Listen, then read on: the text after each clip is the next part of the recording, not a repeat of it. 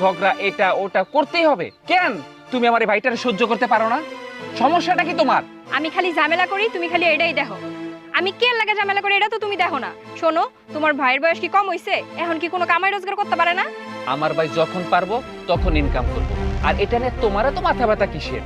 তাছাড়া ইনকাম তো আমি করি, আমার কোনো সমস্যা নাই। আমার ভাই বসে বসে যতদিন মন চায় ততদিন খাবে।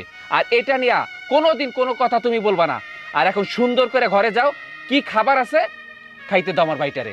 না, ঘরে কোনো খাবার নাই, সব খাবার আমি খাই ফেলাইছি। তুমি দেখো না তোমার খাবার খাই আমি মোটা হয়ে গেছি। শোনো, তোমার বাইরে যদি খাইতে হয় আমি রান্না বান্না করি তারপরে খাইবো। আচ্ছা, সব সময় এরকম খোসা মেরে বেকা বেকা কথা বলো কেন?